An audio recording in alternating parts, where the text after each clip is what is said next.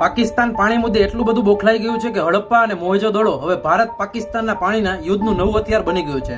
પાકિસ્તાન કહી રહ્યું છે કે આ પ્રાચીન સંસ્કૃતિ અમારી છે, એટલે સિંધુ નદી પણ અમારી છે. આખરે આ દાવા પાછળનું સત્ય શું છે અને આજે સંપૂર્ણ કનેક્શન તમને સમજાવું એની પહેલા મને ફોલો કરી લેજો. અચાનક હડપ્પા અને મોહેંજો-દડો કેમ ચર્ચામાં આવ્યા તેની વાત કરી તો ખાસ કરીને તાજેતરમાં પાકિસ્તાનના કેટલાક નેતાઓએ કહ્યું કે પાકિસ્તાનના લોકો ઇન્ડસ વેલી સિવિલાઇઝેશન એટલે કે ખાસ કરીને સિંધુ નદી કિનારે વિકસેલી પ્રાચીન સંસ્કૃતિના વારસદાર છે અને સિંધુ નદી તેમની જીવન રેખા છે. આ નિવેદનો ત્યારે સામે આવ્યા જ્યારે ભારતે ઇન્ડસ વોટર ટ્રીટી એટલે કે ઇન્ડ્યુસ વોટર સંધિ અંગે પોતાની કડક સ્થિતિ ખાસ કરીને સ્પષ્ટ કરી અને સ્થગિત રહેશે તેવું પણ જણાવ્યું.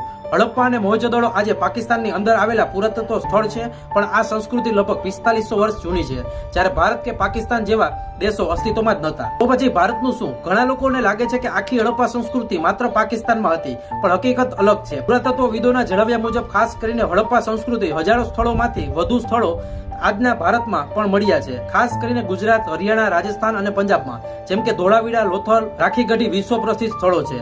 એટલે મોટાભાગના ઇતિહાસકારો આ સંસ્કૃતિને સમગ્ર ભારતીય ઉપખંડની પ્રાચીન સંસ્કૃતિ માને છે, કોઈ એક આધુનિક દેશનો નહીં. ઇન્ડસ વોટર ટ્રીટીનો આની સાથે સંબંધ શું છે તેની વાત કરી તો ખાસ કરીને સૌથી મોટો પ્રશ્ન છે કે જો હડપ્પા સંસ્કૃતિ પાકિસ્તાનમાં હતી તો શું તેના આધારે પાણી પર હક મળી શકે? જવાબ છે ના. કારણ કે નદીઓ પર અધિકાર પ્રાચીન સંસ્કૃતિનો નહીં, પણ 1960માં ઇન્ડસ વોટર ટ્રીટી નક્કી થઈ હતી. આ કરાર ભારત અને પાકિસ્તાન વચ્ચે થયો હતો. તેમાં ખાસ કરીને નક્કી કરવામાં આવ્યું હતું કે કઈ નદીનું પાણી કોને મળશે. 19 સપ્ટેમ્બર 1960ના રોજ પાકિસ્તાનના અયુબ ખાન અને ભારતના જવાહરલાલ નહેરુ વચ્ચે આ કરાર સંધિ થઈ હતી. એટલે હડપ્પા મોહેંજો-દડોનો ઇતિહાસ અને પાણી વહેંચણીનો કાયદો બંને અલગ બાબત છે. ભારતે પોતાની સ્થિતિ સ્પષ્ટ કરી દીધી છે. ઇન્ડસ વોટર ટ્રીટી હાલ ખાસ કરીને સ્થગિત રહેશે ત્યાં સુધી પાકિસ્તાન સરહદ પાર ઉપર ખાસ કરીને આતંકવાદ મુદ્દે વિશ્વસનીય કાયમી પગલાં નહીં લે. તમને આ વિડીયો કેવો લાગ્યો અને આ ટોપિક ઉપર તમારું શું કહેવું છે ખાસ કોમેન્ટ કરી દેજો અને આવા જ વિડીયો જોવા માટે ડિજિટલ ન્યૂઝને અત્યારે જ ફોલો કરી લેજો.